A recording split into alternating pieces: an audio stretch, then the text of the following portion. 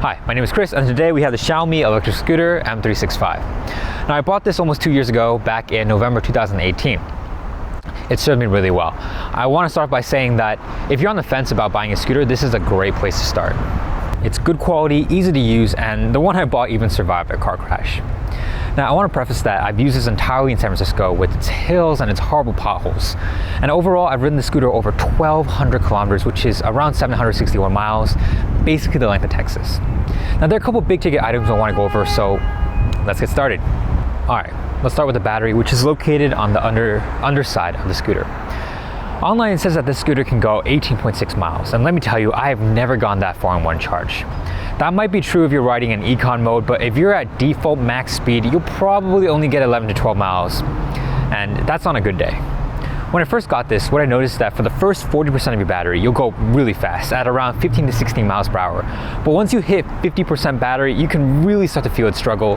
The acceleration gets sluggish, and you cruise at around maybe 12 to 13 miles per hour instead. You do not want to get below 25% battery because at that point, it's almost better for you to walk briskly. It's basically a linear decline of battery life to speed. After 2 years of use, I can say that this battery has not passed the test of time. At full 100% charge, I can really only go comfortably around 6 miles.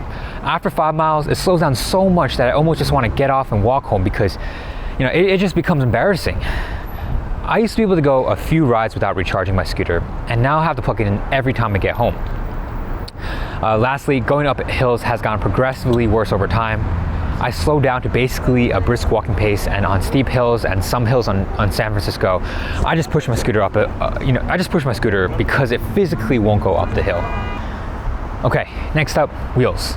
You notice that I actually don't have the default wheels, and that's because you get so many flats riding in San Francisco. I got my first flat after about 4 months of riding, and I tried to change the spare tire myself, but that was a complete nightmare. Without the right tools, I ended up just wasting 2 hours of my time. Instead, it's easier to bring it to a bike shop and have them replace your tire for around 20 bucks. What really sucks is that I got a flat almost immediately afterwards, so I ended up buying these hollow wheels that don't ever get flat. These have saved me so much time and money, and I would recommend just buying these whenever you get your first flat and bring them to the shop to get them replaced. You can see here that the treads are starting to wear out, but it'll probably still last me another 300 miles. In terms of build and reliability, this thing is relatively sturdy. About a year ago, I was coming back from buying some bubble tea. I was riding my scooter down Market and got hit by a car making a left turn. Luckily, the car was only going at around 15 miles per hour. I landed on my boba and suffered a minor concussion. The scooter though was actually fine, but the boba wasn't, so truly a nightmare.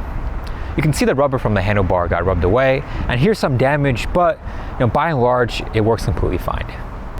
Unrelated to the car accident, the only thing that really suffered over the long term was this plastic fender that fell off when I went over a pothole a year and a half in.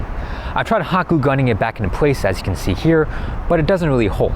It's not a big deal to me because it hardly rains in San Francisco, but not having a tail life can be a little unsafe. Alright, now on the handling. This thing actually handles really well. I can make pretty sharp turns when not going at max speed, and I'm generally able to swerve around potholes to avoid them. I've never had any problems with the brakes, although I've had to adjust them a few times. One thing to note is that you will feel the potholes, especially if you're riding in the city. It is absolutely horrible for your knees, and I actually recommend bending your knees a little bit to absorb the shock better. Couple other small things. The bell is absolutely useless in the city because it's incredibly noisy here by default. The helmet works well at night.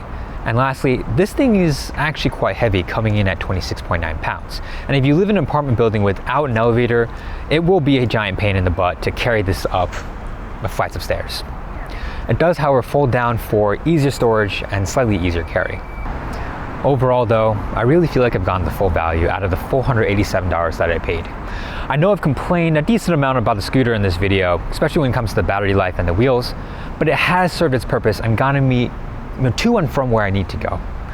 Renting a scooter in San Francisco, like a Lime or a Bird scooter, usually costs around $4 to go a mile.